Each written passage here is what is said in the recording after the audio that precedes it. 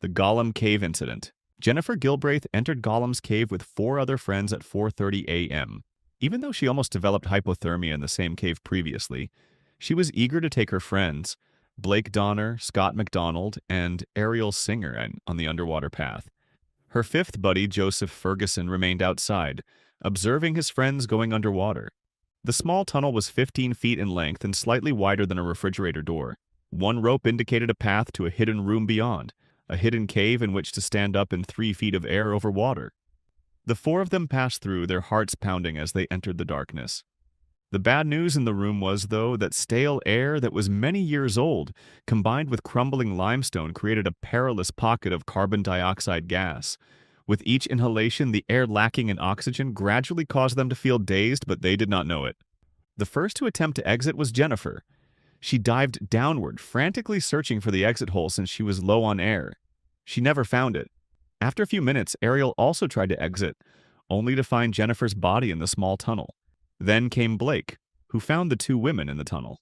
Scott, remaining in the toxic room, was the last to attempt to exit. Joseph waited 1 hour before beginning to search for help.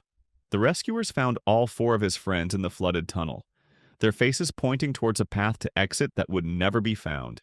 Concrete now blankets Gollum's cave, burying in memory 4 men between 18 to 28 who perished there in August of 2005. Mossdale Cave Tragedy. 6 men were deep in the Mossdale Caves, crawling in a place called Far Marathon, a 3-football field-long tunnel that was just slightly wider than a computer screen, a tight squeeze that was more often on their stomachs than their feet. Dave Adamson guided his men in this constricted place. Jeff Bureau, Colin Vickers, John Ogden, Bill Frakes, and 17-year-old Michael Ryan. Up on the surface, Dave's fiancée, Morag, was waiting, their wedding just a week or 2 away. The warning was a whisper, a small surge in groundwater, a slight uptick in the flow of the stream. Then the whisper was a roar. Water flooded in faster and faster, and the men knew they must retreat. 3 hours in from the exit, they came to a tough decision. The 2 men in the lead, Jeff and Michael, squeezed back in the tight tunnel as water hurtled towards them.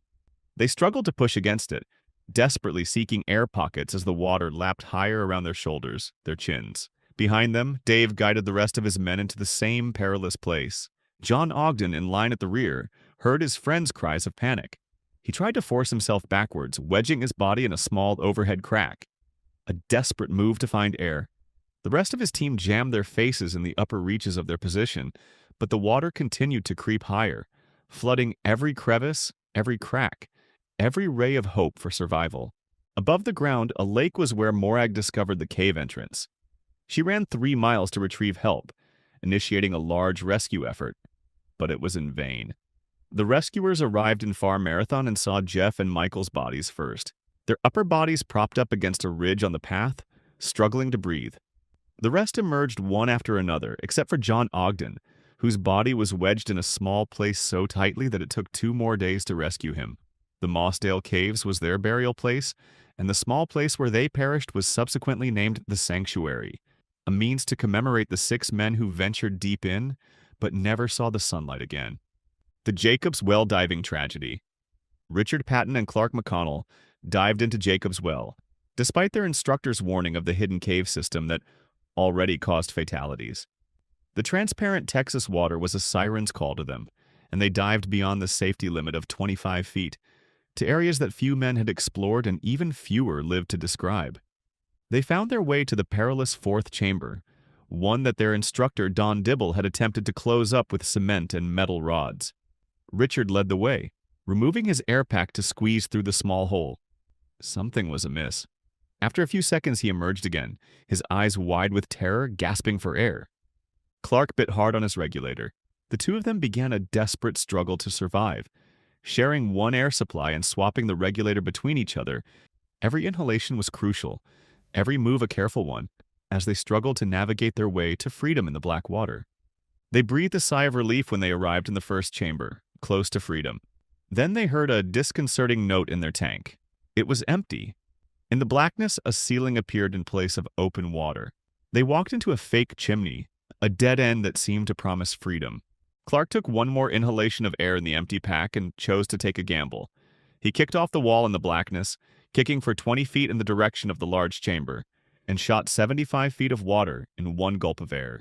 He burst to the surface, gasping for air, and alive. Richard didn't survive. The next day, his same teacher, Don Dibble, also informed him to stay away from Jacob's Well.